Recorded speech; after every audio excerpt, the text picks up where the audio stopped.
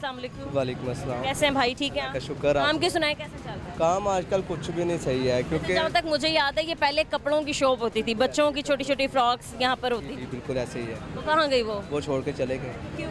क्योंकि काम शाम नहीं ना है। जब किराए नहीं निकले तो फिर जाहिर सी बात है इंसान ने छोड़ के ही जाना है। सही है, आपने भी रेंट पे लिया? मैंने भी रेंट पे ली है। अच्छा, क्या रेंट दे रहे हैं आप? रेंट इसका 50,000 50,000 और बिजली का बिल बाकी सारी चीज़ें वो आप खुद दें? 10-15 हज़ार ही रहे। तो आपको कितने की दुकान पड़ जाती है मंथली, बिजली का बिल डाल के, रेंट डाल के, बिल डाल के लड़कों की दिहाड़ियाँ डाल के? समझ लें कि 80-90 तक पड़ जाती है क्योंकि लड़कों की भी दिहाड़ियाँ देनी है, सारा कुछ है, तो फिर अपना भी खर्च 90,000 जो है वो आपने हर माह देना ही देना है, आपकी सेल्स हो या ना हो, आप कुछ कमाएं या ना कमाएं, 90,000 ऐसे ही है। आज दूसरा ये कि आपने स्टॉल थोड़ा आगे लगाया हुआ है, पीरा फोर्स वाले आ जाएं तो वो उनकी अलग। आके अलग अंदर रख लेते हैं, अगर पकड़े जाएं तो फिर जाहिर सी बात है उन्होंने पर्चा दे देना, तो वो पता चल जाता है। जब बाहर मेन पे आते हैं फिर हम लोग उठा लेते हैं। हम लोग ये वैसे भी अभी लगाया है, 12 रबी अव्वल करके लगाया था, हमने उठा दिया हुआ था।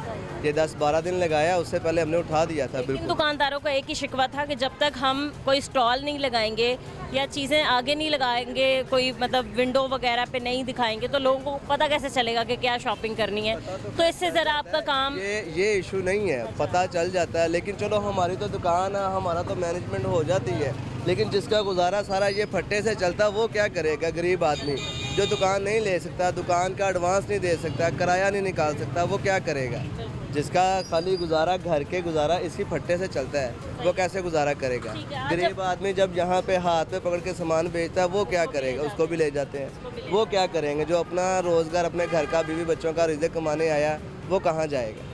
चलो हम तो उठा के अंदर रख लिया, हमारा गुजारा हो गया। आप क्या समझते हैं ये तजावुज़ात का खात्मा जो है शुरू से चलता आ रहा है, ये खाली ये पाकिस्तान में नहीं है, ये दूसरा ज़रूरत थी इनकी? ज़रूरत है। अगर इसके बदले में उनको कोई चीज़ दी जाए, कोई चीज़ दे दी जाए, जैसे प्लाजा बना दें, जितने स्टार हैं सबको उनको वहाँ पे दुकानें दी जाए ताकि वो भी अपना गुजारा करें, अपने बीवी बच्चों का पेट पालें, फिर ही गुजारा होगा ना। ये ठीक है। आज बेसिकली जिस हम टॉपिक पे बात कर रहे थे वो ये था कि चीनी के बाद जो है अब हमें गंदम और आटे की कीमतों में भी इजाफा होता नज़र आ रहा है। तकरीबन 10 दिन में पिछले हमें इजाफा देखने में आया, 1810 जो है वो आज का रेट है। चीनी तो वैसे ही मिल भी नहीं रही, अगर मिल रही है तो वो ब्लैक पे मिल अब रही आटे है। का भी यही आटे का भी यही हाल है, तो कहाँ जाएगा गरीब आदमी? 2400 रुपये 20 किलो का थैला तो है। कैसे खरीदेगा?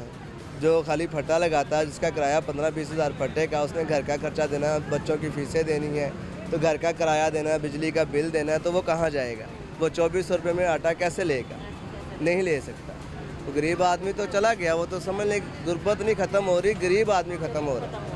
गुर्बत नहीं ख़त्म हो रही, गुर्बत ख़त्म होनी भी नहीं है पाकिस्तान में। गवर्नमेंट ने तो एक रेट दे दिया है, गवर्नमेंट तो देख लेती है। अब आप देखें ना, बात यही आ गई कि जो ये इन्होंने पीरा फोर्स बनाई है, क्या इसका बस सिर्फ छोटे दुकानदारों पर ही चलता है? ऐसी बात है, बड़े माफियाज के पास जाएं, नहीं जाना उन्होंने, बड़ी बड़े गोदामों पे जाएं, छापे मारें, वहाँ उधर देखें नहीं क्या जाते। ये सिर्फ ये छोटे मोटे बाज़ारों में आते हैं, वहाँ पे गरीब आदमी जो फट्टा लगाता है उसको उठा के ले जाते हैं। हाँ। जो बड़े बड़े मिल्क मालदान बैठे हुए हैं, फैक्ट्रियों वाले बैठे हुए हैं, उनको नहीं पकड़ते क्योंकि उन पे बस नहीं चलता उनका, उन्होंने उनको पैसे दे देने हैं, वो चले जाने हैं। सही है, चले।